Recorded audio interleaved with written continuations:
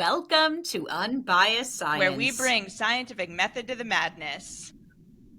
We're your hosts, Dr. Jess And Steyer Dr. Sarah Scheinman.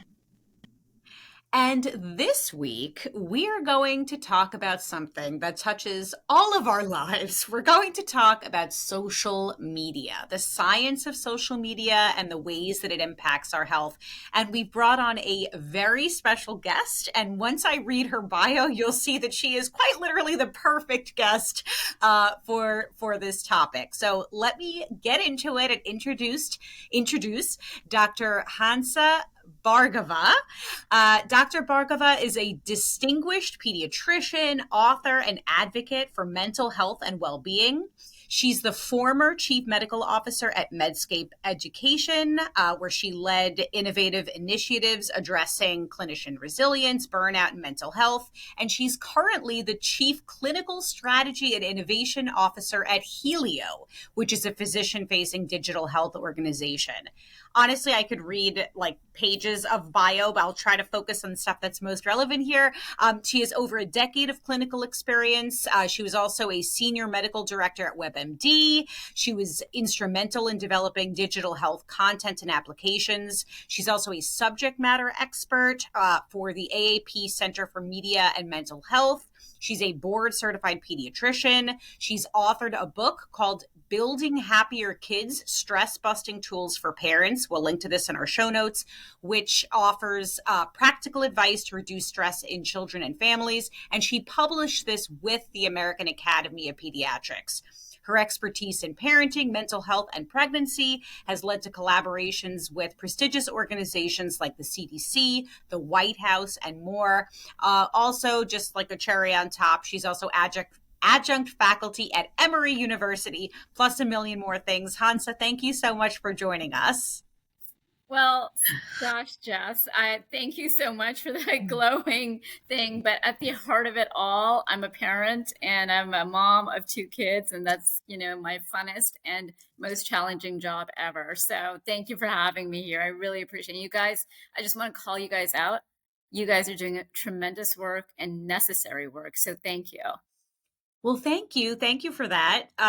It's interesting when I think about social media and its evolution. I don't know, Sarah, were you ever on MySpace or did that? I was not. That was a bit before my time. And I was very briefly on Facebook because that was sort of in high school. Actually, I was in Facebook in high school, like because that was around the time that it started to become a thing. And currently I am on nothing. Yeah, it's funny that we're having this conversation with a social media virgin, basically.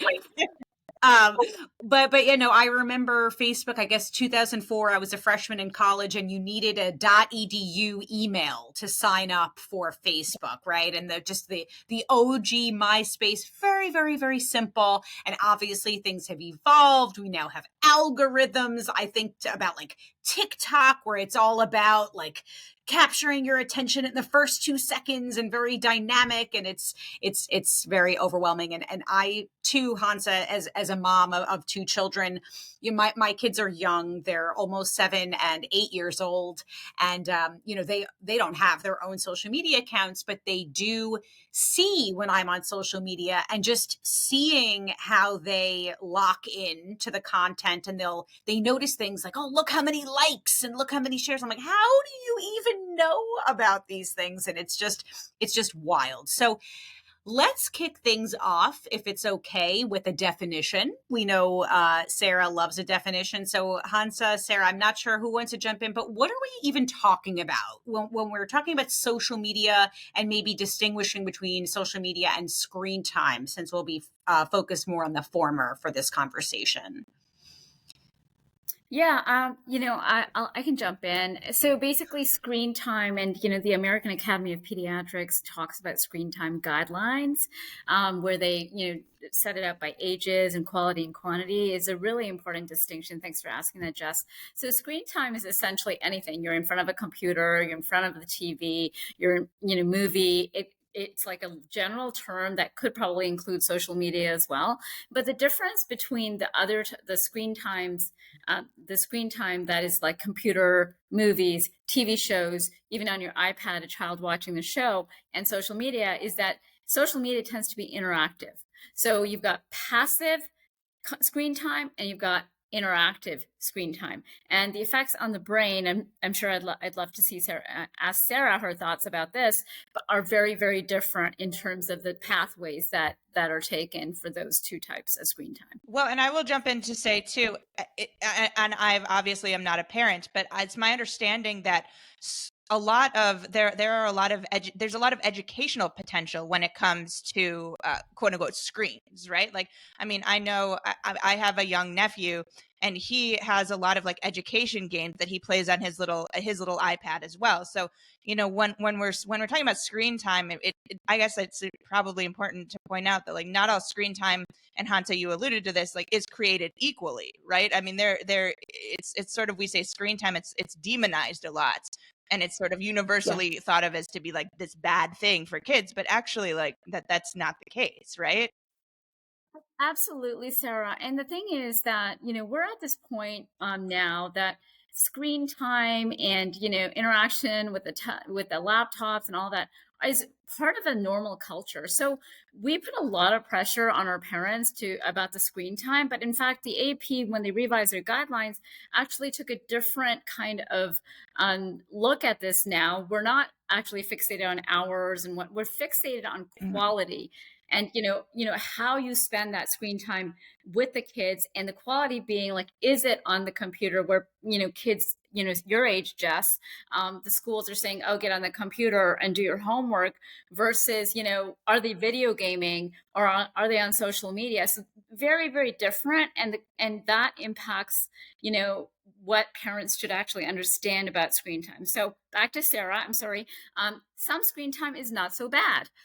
And other screen time, i.e. social media and video gaming, can be really bad.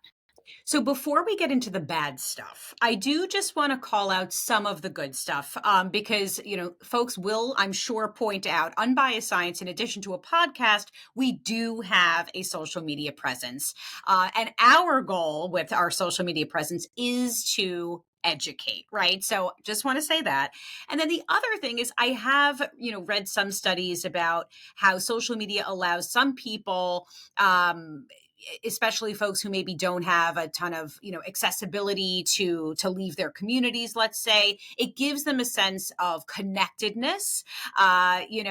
Granted, it could also lead to feelings of isolation, which I'm sure we'll talk about, but there are some benefits. I mean, I know that social media has allowed me to keep in touch with folks that I never would, and I left my the neighborhood where I grew up. I wouldn't see these people anymore. And social media has allowed me to maintain those relationships. So I do want to call out some of the benefits. Yeah, it's an yeah. important caveat, Jess, that you make. I mean, and this is a theme that comes up a lot in our podcast, is like the dose makes the poison. And usually when we say this, we're talking about like something biologically active.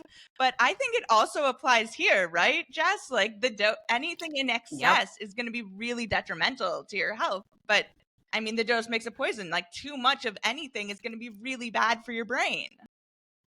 Absolutely. And I'm sure, have you both heard the term doom scrolling? Yeah, I mean, I'm guilty of this. At the end of the day, I'm exhausted. I don't want to think about anything. I just open up my phone and I start, I do the scroll. Anyway, we're going to get into that. Before we do, I think, Sarah, you pulled some stats. I'm just going to read them quickly. And then I really want to get into the effects of social media usage on the mental health of young people, Hansa, if you're able to guide that discussion. But just some stats on social media usage. 5.22 billion social media users around the world. That's as of October of this year, which equates to just under 64% of the total global population.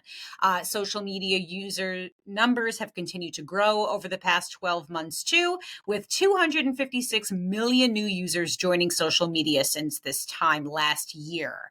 And this is interesting. People spend an average of about 2.5 hours per day on social media, with teenagers spending nearly 5 hours a day. All right, Hansa, talk to us. What are the impacts of this? Well, first of all, like I gotta say, like 5 hours a day, Jess, right? Let's just like pull that stat out for a second. And thinking about the fact that only a third of teens are actually getting enough sleep. Let's put that there. And then, these kids are also in school and hopefully in extracurricular activities. So what gives, right? How in the world can you do all of that? And what is giving? And what is giving is like several areas. So there's physical issues, there's mental health issues, there's emotional development issues. And so if I categorize those, that there's actually a lot that's giving. Unfortunately. So physical health, I'm just going to focus on that. We talked about sleep, right? And the impact of sleep is huge. Sarah may agree with me on this, but basically, not only is it important to actually give the mind a rest, it impacts the immune system, impacts concentration, impacts, your ability to have those critical neural pathways develop. All of what is super important for kids, teens, and even college kids, right? And it impacts your ability to be resilient, like not to explode when something bad happens, right? I mean, how many people have woken up? I have, with 4 hours of sleep, and you're just cranky all day. For me, I can't even access words as well, like word retrieval, memories. Like, I'm just in zombie zone if I don't get enough sleep. So imagine 2/3 of our teens are walking around without sleep. So that's a big impact. Physical activity. The other thing is emotional learning. So the emotional learning is really important. How is emotional learning happening in real life interactions? So there's been research done on social media on the impact of language development between the ages of 1 to 3, 4, and these kids, they are definitely delayed in language development. Similarly, I would argue that the skill set that we need to develop in that very soft brain in teenhood and childhood is basically that emotional development, understanding of people's emotions, how to react to them, how to talk to them, how to use language, but knowing that communication is over 90% nonverbal, and actually getting those skills. So those are just some. I can go on forever, but I'll stop there. For you guys to talk. Sorry, I talked a lot there. No, that's great. Sarah, I'm curious what you think as a neurobiologist. Like, what are... Yeah, absolutely. Like I will say that we mentioned sleep and the importance of neural development during those like critical years of like particularly during teenhood.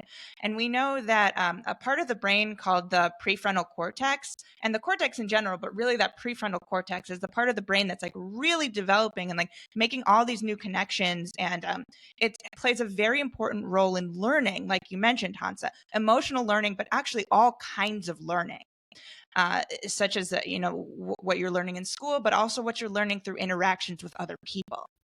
And it's when you're not getting enough of that crucial peer-to-peer interaction, like face-to-face interaction, it can definitely hinder the development of that portion of the brain. Yeah, and I'll just add that there was a really interesting study. Like, I've presented on this topic several times when I was doing some research. It's an older study. It's probably about 8 years old. It was out of the UCLA Center for Adolescent Medicine and Mental Health, and they looked at a group of adolescent kids, and they did a pre-test. They asked both groups, basically an intervention and a control group, to look at faces and say, is this person angry, happy, sad? So basically, and these kids had been on the average amount of media and social media before going into the study. So let's, whatever that is, 5 hours, 6 hours, whatever it is. And so the kids were given this test, and both groups really did not do well in terms of knowing these facial expressions. Then they basically sent one group, took the devices away, said no social media time. They went to a nature camp for a couple of weeks, And I think it was 3 weeks. So again, Sarah, the brain is a dynamic thing, right? It's not like, oh, it's one and done. It can be, it moves and it changes according to the environment. They could bring this group back and then they redo the test for both groups. And guess what? That group that was without devices could actually now understand expressions better. Wow, right? And so if you take that information and you extrapolate it into these kids' lives, knowing that communication and the understanding EQ or understanding other people's feelings is super important in every aspect, professional, personal, relationships, like hanging out with friends. What does that mean for these kids who aren't getting the time and capacity to develop that part of their brain? It's really it is really striking to me, and I worry about it. Yeah. So I know we're going to get into more studies. Sarah, I saw you pulled some interesting research. We don't need to get, too granular, but maybe some of the main takeaways.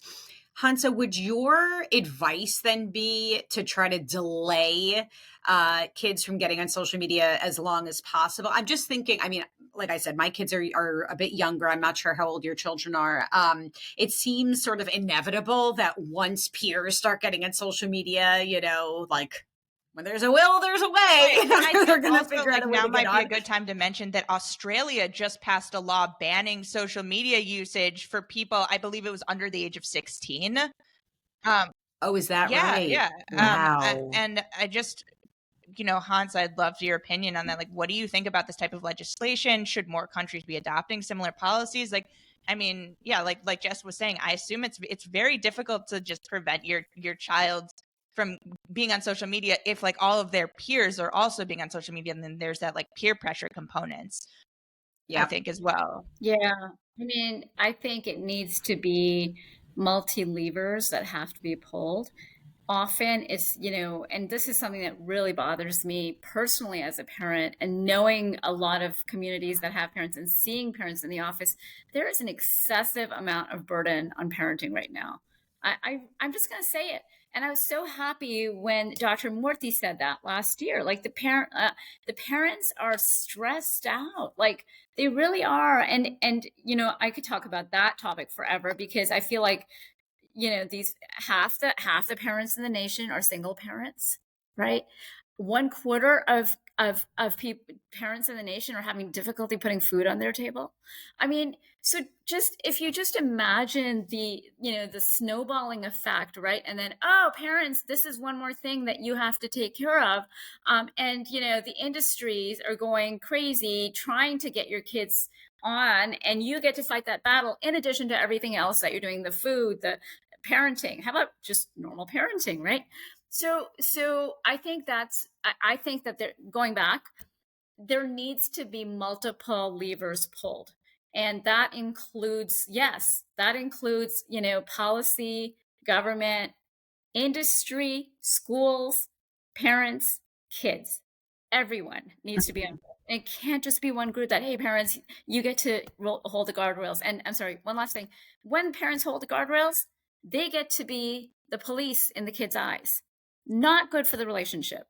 Not fair for the relationship. Oh, am I glad that you said this, because there is this, I mean, it's like this intense guilt as a parent, like that everything I'm doing, is going to have these unbelievable impacts in my child long term, and their whole, like the path that they take in life. And as we'll get into now, there are some very real impacts of social media. So it's like we do our best, but as you said, there are multiple levers.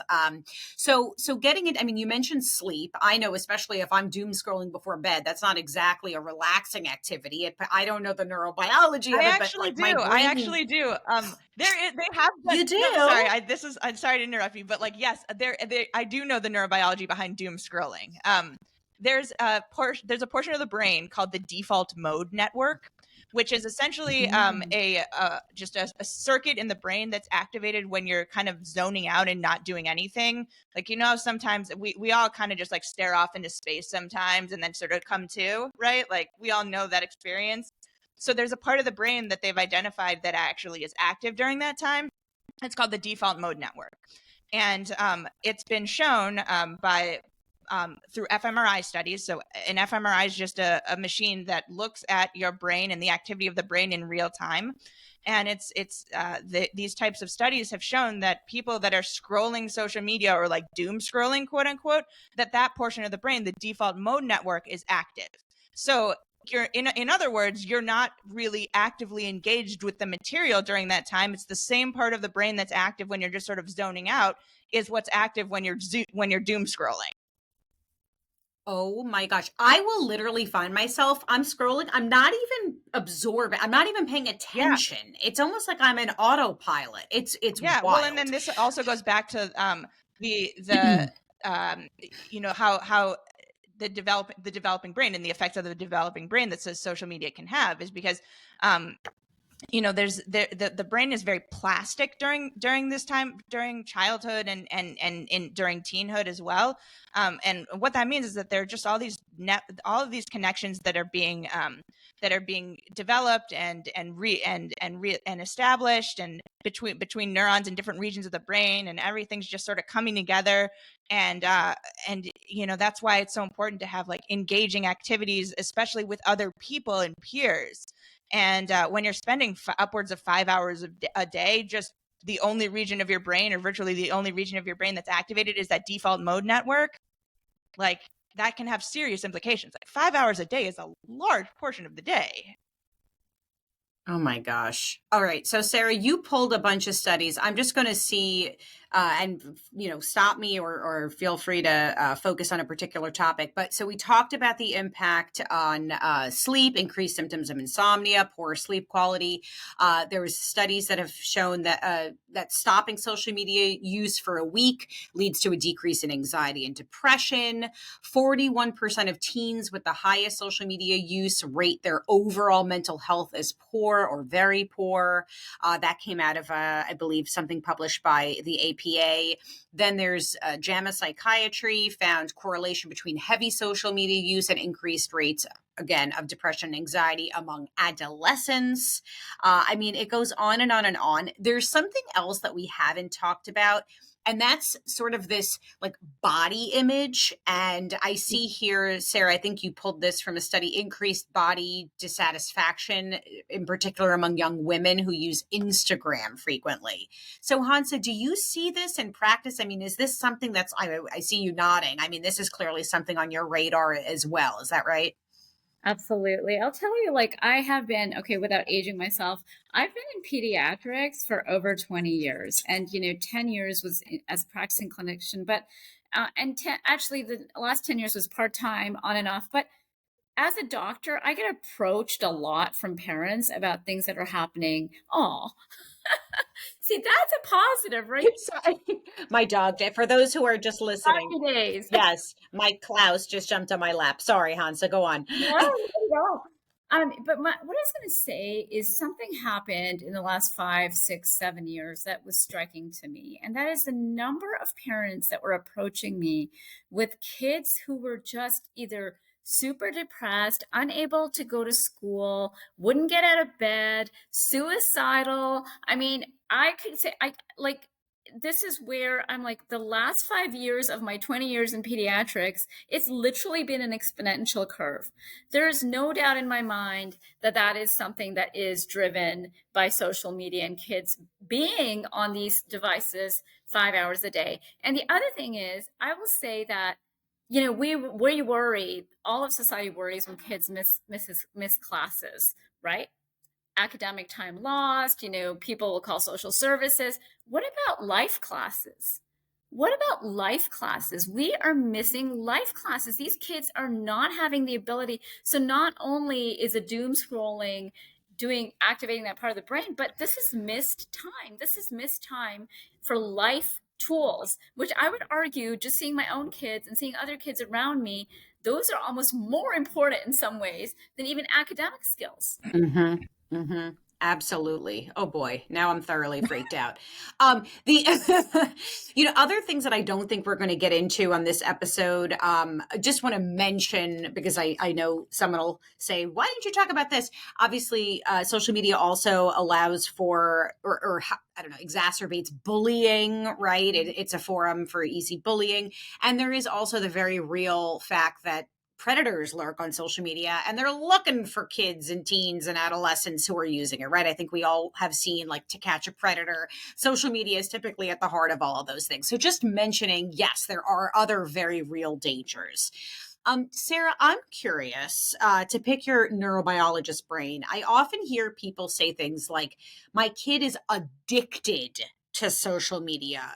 I think many adults are also quote unquote addicted, but can you actually be addicted to social media? What's going on? All right. Well, I mean, maybe we should start by defining addiction first, because that has a lot of clinical connotations. So when we're talking about addiction, like, addiction is generally defined as the continued and compulsive consumption of either a substance or engaging in a behavior despite its harm to yourself or to others. And there have been some addictive qualities of social media that have been identified that really closely parallel those that are found in substance use disorders. And the reason for this, one of the proposed reasons for this, is that when you're interacting with social media, the parts of the brain, in addition to the default mode network that I mentioned earlier, the reward center of the brain is activated. And there have been some animal studies that have looked at what circuits are exactly involved in reward-seeking behavior. And then there have been other studies using that fMRI technology that I mentioned earlier. And it's been revealed that the same areas that are active in humans that are either watching TikTok videos or scrolling Instagram, like, these same areas of the brain are stimulated when you're engaging in social media, in the same way that having wires implanted into the addiction centers of your brain are actually activating. So receiving likes and or comments or any kind of a notification on social media activates the reward center of the brain, or the ventral striatum, or the medial thalamic nucleus, or the medial prefrontal cortex. Like, these are just, regions of the brain that are known to be involved in reward seeking behavior, in the same way that like a rat would respond to food, or like any sort of like a lever pressing activity. And by the way, sorry, and my dog is totally distracting me right now. That was the exact preclinical, when I did preclinical research, it was literally exactly that. It was with rats, and it was having them press a lever for cocaine. Yeah. But anyway, it was a whole thing. We can get into that. But yes, it's the same mechanism is what you're saying. Yeah, that's exactly what I'm saying. And that's what these preclinical studies, in conjunction with studies found in humans, these imaging studies, and there are other qualities as well of social media usage that very closely mirror substance use disorders, and these include cravings and withdrawal. So people that habitually engage in social media usage, who try and reduce their the amount of time that they spend on social media, like, they will experience almost like withdrawal type symptoms, and like including anxiety and irritability, when they don't have access to their phones, or they don't have access to like those outlets. So Sarah, I want to pick your brain about the dopamine of it all and how that plays in here a bit more. But Hansa, do you see a lot of parents who come to you and are asking you for ways to help their children who are demonstrating some of these side effects of frequent social media use? And are there any practical tips? I don't, like, what can we do to try to minimize the amount of time that our kids are spending in social media, and ourselves? Yeah, no, absolutely. So I will go back to we need to pull multi levers and not put it all on the parents. But having said that, I think for parents, I think delaying access to social media is the first thing I would say. So if you have younger kids, delay getting the smartphone, delay getting access to social media. There's now dumb phones. So look at dumb phones, or if you have an old phone you want to give your son or daughter or your child, flip phone's good, and or deactivating any kind of access to towers, just doing Wi-Fi only.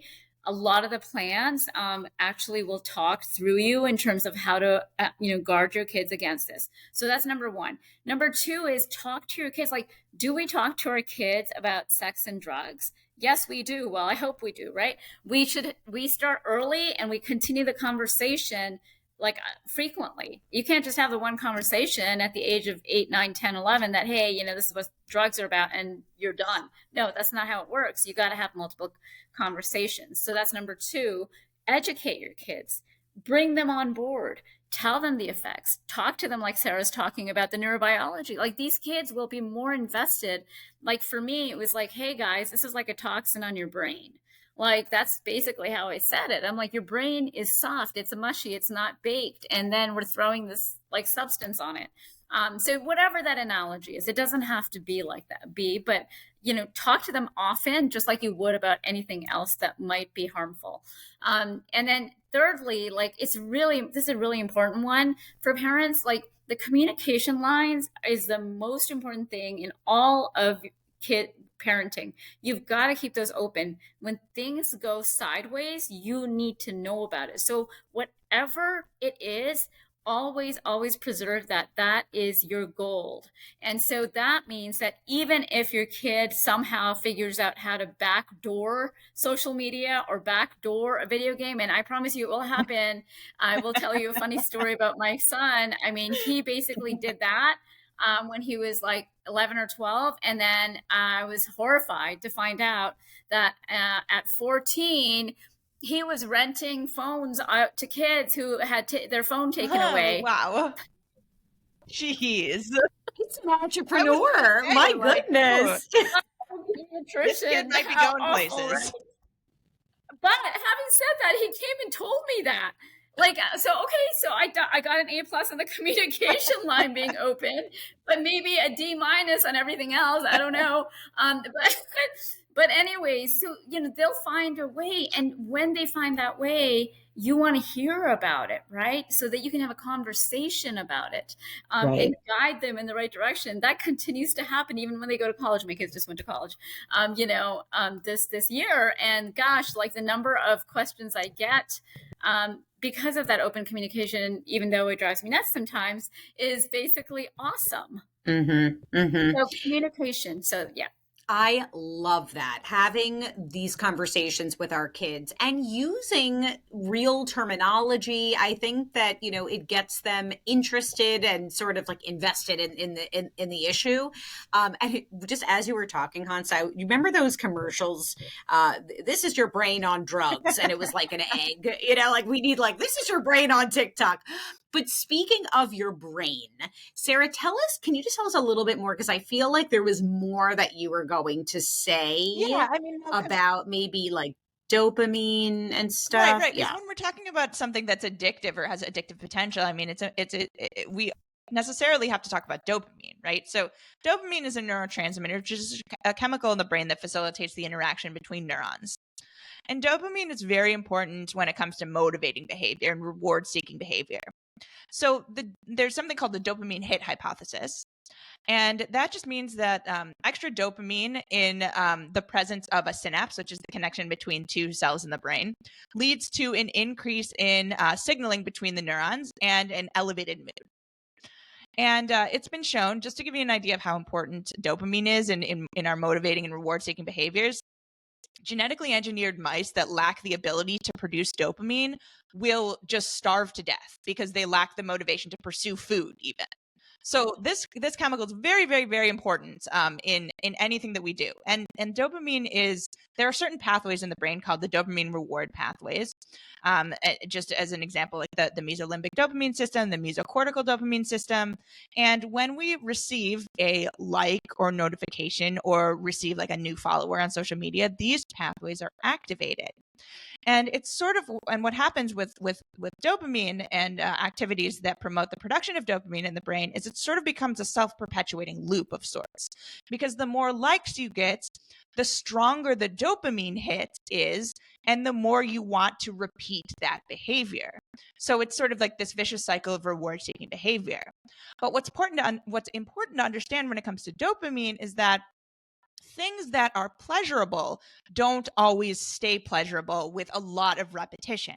So this is a process that's called neuroadaptation, and we know that it's involved in drug use because there's something that's called tolerance. You built up a tolerance with drug use, and you need more and more of the substance in order to receive the same rewarding effect. Well, something similar is going on with social media, because you can think of social media as sort of a highly dopaminergic drug, and then you need more and more and more of it to get that same rewarding effect. And then conversely, then you're in a dopamine deficient state when you aren't using social media anymore.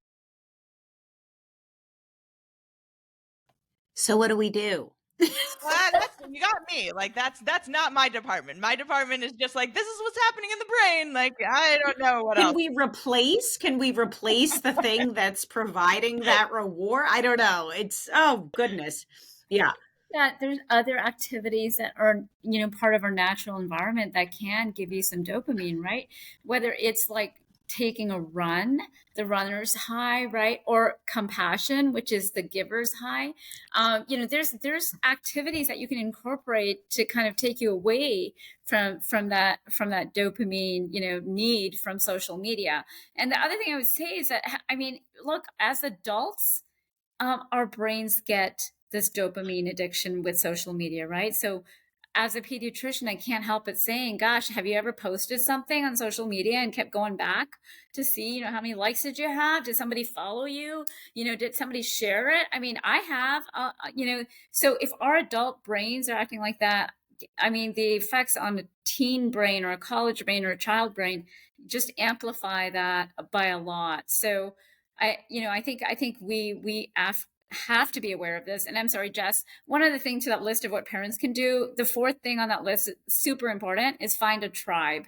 Find a tribe that shares your values. So it is easier to say no to your kids when they come home and they're like, well, everyone in my my class has a phone, and everyone is allowed to do TikTok except for me, because of you, mom. So find your tribe. Find your tribe. Love that. And we got to stay strong together, right? And, all this being said, a lot of this is easier said than done, right? Like there are things that we want to do and we want to enact for our kids, but just to be totally transparent, and Hansa, you've been so wonderful at acknowledging this, like we're doing our best.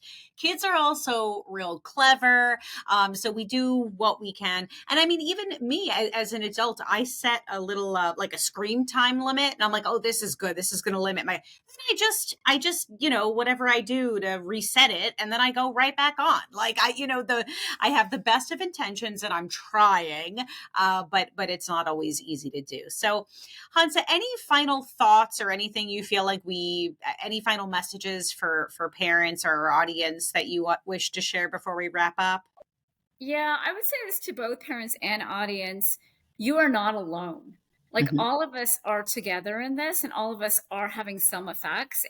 But to have education and awareness from unbiased science and factual science is super important. So listen in and get your tribe, whether you have kids or whether you don't have kids, get that tribe to kind of like be your partner. We know that this works for other things like weight loss and other, to have that partner to go to the gym with, to be on that diet with. So same thing, like if you're going to deprive yourself. So that's one thing. Secondly, for parents, really important, do what you say what you do. So I used to be involved with pediatric obesity for a long time. And, the first thing I would say to them is that you can't eat that bag of chips and tell your kid not to. Mm-hmm. You can't, because they're seeing what you do. That's what speaks to them loudest, not what you say. So, if you want your kids not to be on social media, you don't want them to be on, you've got to demonstrate that you're doing it too. And in fact, there's been studies to show that kids get really sad when their parents are sitting at a restaurant table scrolling on their phone instead of talking to them. And the last thing I have to say this is that lost time. Please don't lose a time where it's so important to teach your kids about wellness, physical, mental, and emotional. So, have that in-person interaction where eye-to-eye contact, in-person conversations, and even a phone conversation is better than texting because they hear your voice. So yes. Wow. Dr. Hansa Bhargava, thank you so very much for joining us today. Sarah, can you take us home? Yeah, thank you everyone for tuning in. We hope you learned a thing or two. I would say join us next week, but I actually think we're going to be taking a 2-week hiatus coming up because I think both Christmas and New Year's fall on a Wednesday, which is usually the day that we release our new episodes. So join us in the new year on your trusted source for no nonsense, just science.